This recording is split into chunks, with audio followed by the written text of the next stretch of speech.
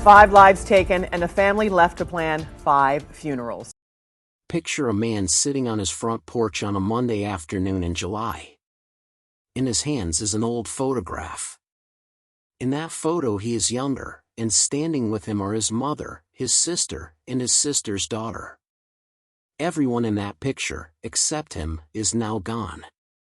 In the space of a single weekend, Marcus May lost almost his entire family. As he put it to a reporter, he lost his whole family in one fell swoop.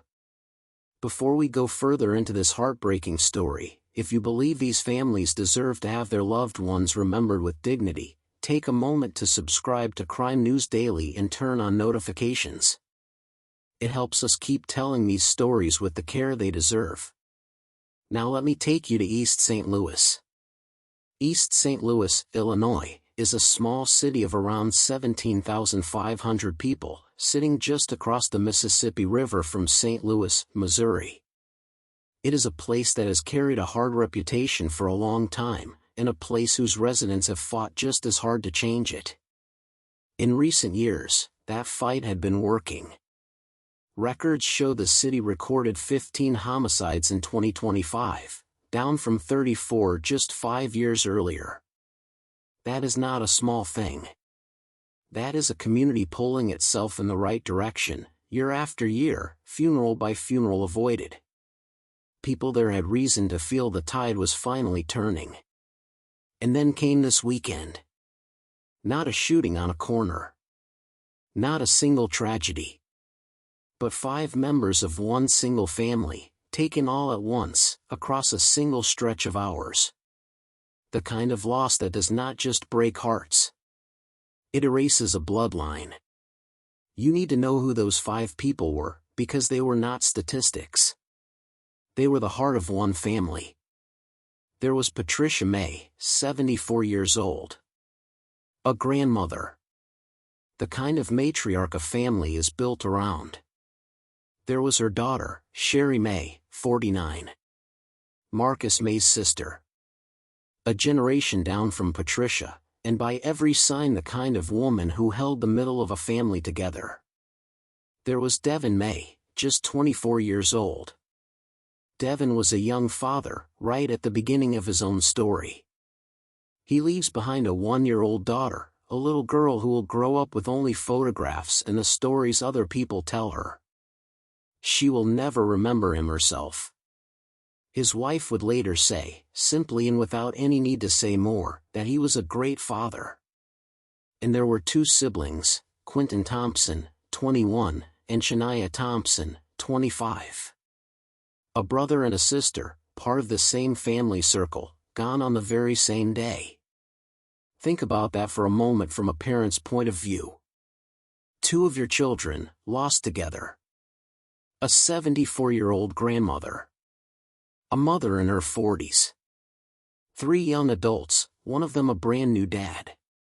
That is the full span of a family, 3 generations under one name, wiped out across one ordinary weekend in July. When police released those 5 names, they were not reading a list. They were reading a family tree with almost every branch cut down. And here is the detail that makes this case so difficult to absorb, the thing that separates it from so many others we cover. This was not a stranger.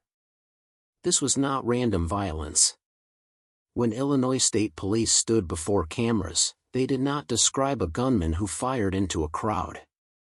They described something far more intimate and far more chilling. They called it a targeted mass shooting. Targeted, meaning the victims were chosen. And the 2 people they took into custody were not outsiders at all. They were teenagers. And police say at least one of them belonged to the very family that was destroyed. How do you make sense of that? How does a family come to lose its grandmother, its mother, and its children, allegedly at the hands of one of its own? To understand what investigators believe happened, you have to follow the path of that Sunday morning, from one address to the next. Stay with me, because what unfolded across those few miles is one of the hardest stories we have told. To understand the scale of what happened here, you have to understand that this was not one scene. It was 3. According to Illinois State Police, the shootings unfolded primarily on Sunday morning at 3 separate locations in East St. Louis, all within just a few miles of one another. It began at a home near North 39th Street and Summit Avenue, where one person was killed. It continued at the Samuel Gompers housing development, where 3 more members of the family were shot to death. And it reached a 3rd location at Jones Park, where another person was killed and 2 others were wounded.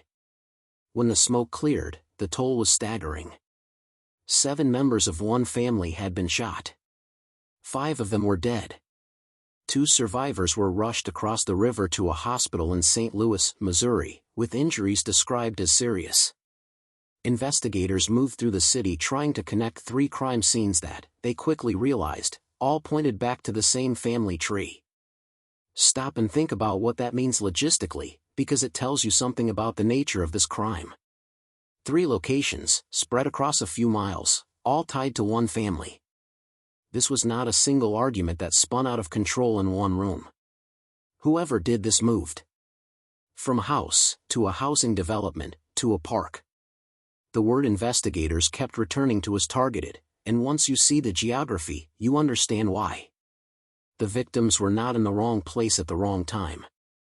According to police, they were sought out. If you appreciate careful reporting on cases like this, a quick subscribe helps us more than you know. Let's continue. The head of the Illinois State Police, Director Brendan Kelly, did not soften his words. He called the killings terrible and evil. But he also made a promise to a grieving city, saying the violence would not keep this city down, and that the progress East St. Louis had fought for would not be lost. Crucially, police told the public there was no ongoing threat. That single phrase told residents a great deal. It meant investigators did not believe a random killer was loose. It meant they believed the people responsible had already been identified, and that the targets had been specific from the start. The break came when troopers stopped a vehicle and took 2 teenagers into custody, ages 15 and 16. There was also a report that would deepen the horror.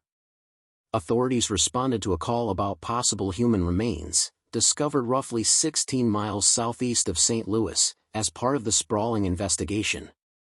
Then came the account that reframed everything, and it came not from police, but from inside the family itself. Marcus May, the man on the porch, spoke to the St. Louis Post-Dispatch. And what he described was a slow-building nightmare.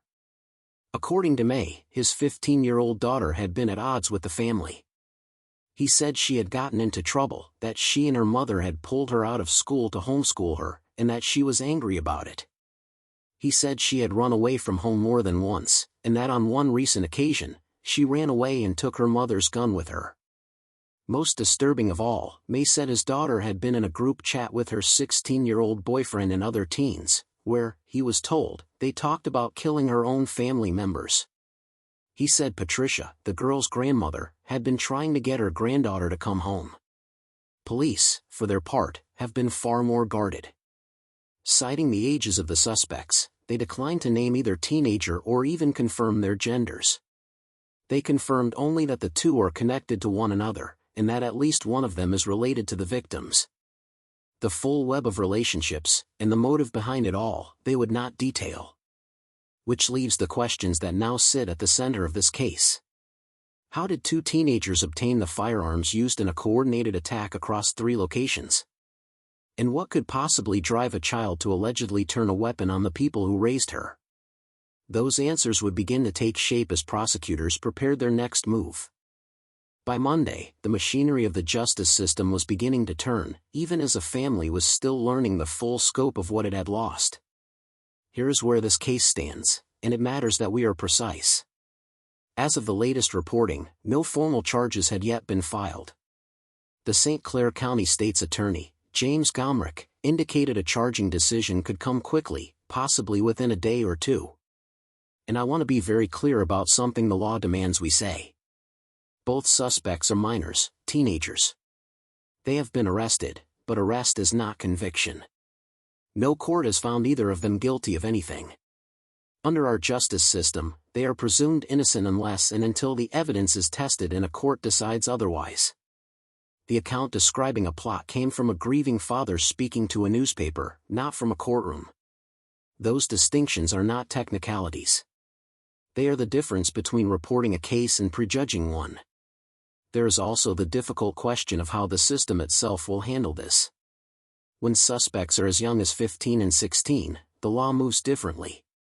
Prosecutors must weigh how such a case proceeds, what can and cannot be made public, and how the courts balance the age of a defendant against the severity of what is alleged. It is part of why officials have said so little, and why they would not even confirm the genders of the two in custody. Illinois court rules sharply limit what a prosecutor's office can say about cases involving potential juveniles. That silence is not indifference. It is the law working exactly as it is written, even when the public is desperate for answers. Even so, the case raises questions that reach far beyond this one family. Chief among them is the gun question.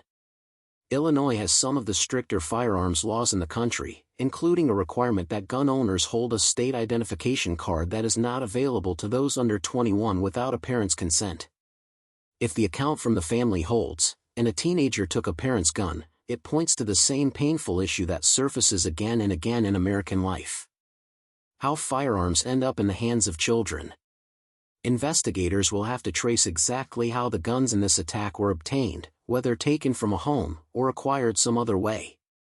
That answer will matter both for the criminal case and for the larger debate that always follows a tragedy like this one.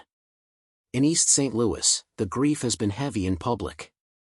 City Councilman Courtney Hoffman too called the loss heartbreaking all the way through, and said it was the first time in his life he had heard of something of this magnitude in his community.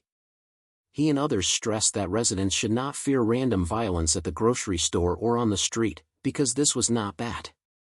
It was, in the words of officials, targeted. One neighbor who lived near one of the shooting scenes said it felt like something out of a true crime television show, not something that could happen right across from his own home. For Marcus May, though, the grief is not abstract. It has names and faces. It is his mother, his sister, and the young people he watched grow up.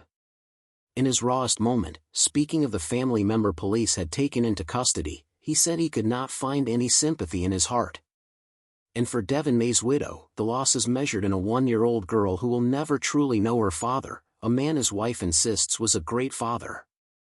If you have any information that could help investigators understand what happened in East St. Louis, please contact the Illinois State Police directly. This case is still developing, and details may change as charges are filed.